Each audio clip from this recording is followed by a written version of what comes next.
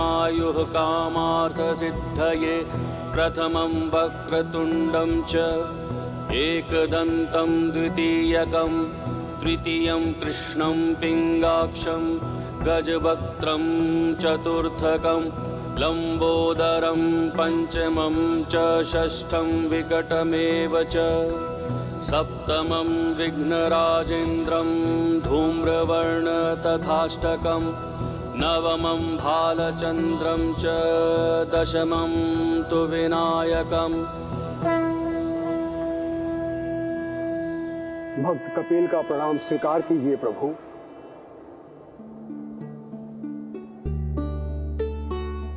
राजन, भगवान श्री गणेश जी की पूजा में अद्भुत शक्ति है।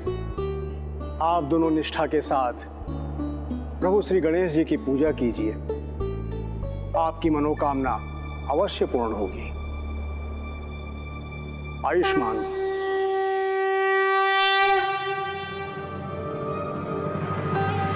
और इस प्रकार ऋषि कपिल से प्रेरित होकर महाराजा अभिजीत और महारानी गुणवती भी गणेश जी की भक्ति में लीन हो गए। इस प्रकार दोनों पति पत्नी संतान प्राप्ति की मनोकामना के लिए घोर तपस्या में लीन रहे। अवश्य ही प्रभु ने उनकी मनोकामना पूर्ण की होगी।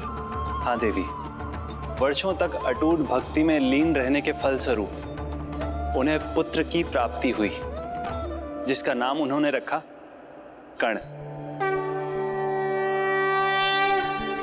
हे प्रभु, हमारा पुत्र आप ही का आशीर्वाद है, हम इसे आपके चरणों में लेकर आए। प्रतिदिन भोर में वो अपने पुत्र को गणेश जी के आशीर्वाद और उनकी पूजा के लिए लाते रहे।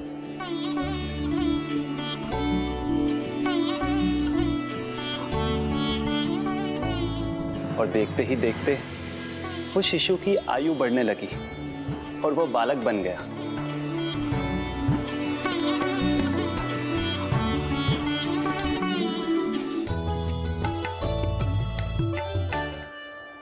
अरे पुत्र कर्ण, हमने मना किया था ना तुम्हें, प्रभु के आशीर्वाद का अपमान नहीं करना चाहिए।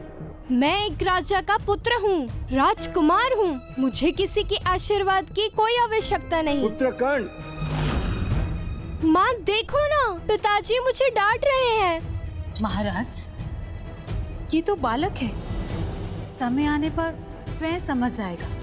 किंतु मेरे पुत्र को कोई उलाहना नहीं देगा, कोई डांटेगा नहीं।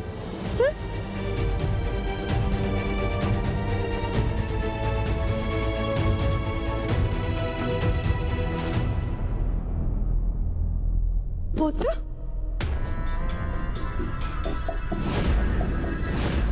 पुत्र प्रभु का भोग था, उन्हें चढ़ा लेती तब खा लेते। उसका क्या लाभ? आप तो प्रतिदिन भोग चढ़ाते हो ना, कभी देखा है आपके प्रभु को भोग खाते हुए? ये तो भक्ति भाव है पुत्र, इसमें किसी भी प्रकार का संशय का कोई स्थान नहीं। ध्यान रखना। पिताजी देखिए ना माँ को, आपकी बातें ये भी मुझे डांट रही हैं। यही सब सुनना था तो मेरा जन्म ही क्यों हुआ? जाने दीजिए महारानी, बालक ही तो है, बड़ा हो जाएगा तो स्वयं समझ जाएगा। पिता कुछ समझाते तो माँ रोक लेती, माँ कुछ समझाती तो पिता, और इसका लाभ उठाना उसे भली भांति आ गया था, इसीलिए वो जो चाहता वही करता था। पुत्र ऐसे साधु निशानों।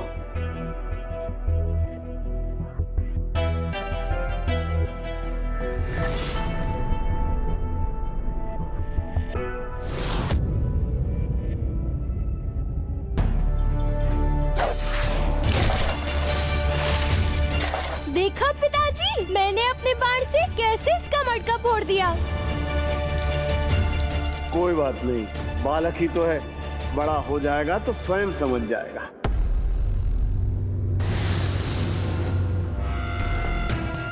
ओहो, अभी आनंद आएगा।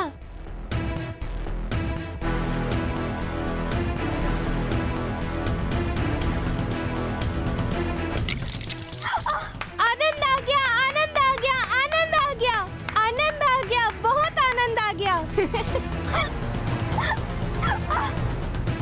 बात नहीं, छोटा है, धीरे धीरे समझ जाएगा। हे, आनंद आ गया। हे, आनंद आ गया, आनंद आ गया।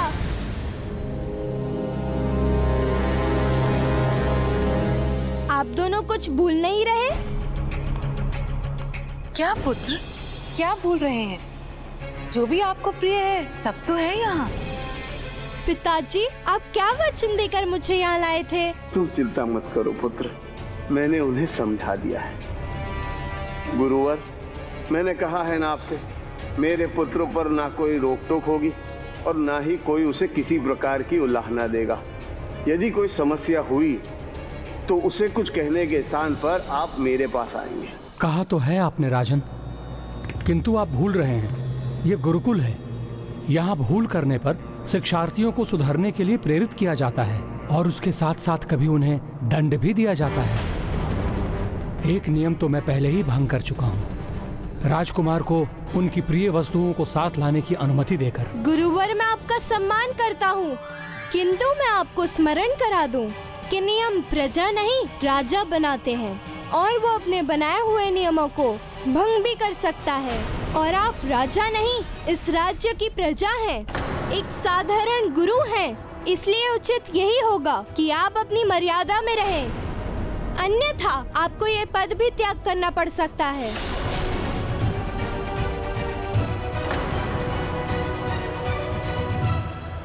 देखा महाराज, कितने अधिकार से राजाओं की भांति बात करता है मेरा पुत्र। एक और दोनों माता पिता ने अपने पुत्र प्रेम में अपनी आंखों पर पट्टी बांध ली थी। उन्हें अपने पुत्र में केवल गुण ही दिखते थे और दूसरी ओर गुरु विवश थे। उन्हें अपने राजा की आज्ञा का पालन किसी भी परिस्थिति में करना ही था और उनका पुत्र कुछ सीखने के स्थान पर और उद्दंड बनता जा रहा था, किंतु उसके माता पिता को यह ज्ञात ही नहीं था।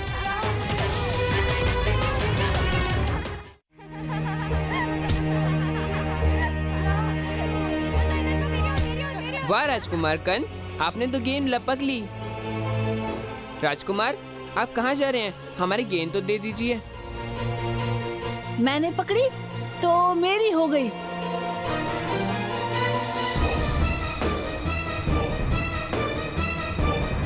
सभी विद्यार्थी चारों वेदों का नाम लिखिए।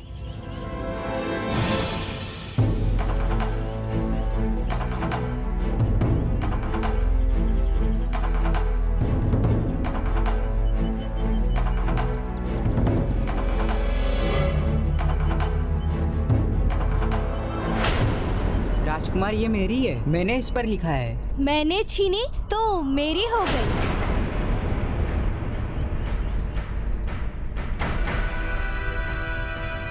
जिसके अभिभावक को ही अपने संतान को योग्य बनाने की चिंता नहीं, जिस विद्यार्थी के हृदय में गुरु के लिए आदर नहीं, उस बालक को कुछ भी कहना व्यर्थ है।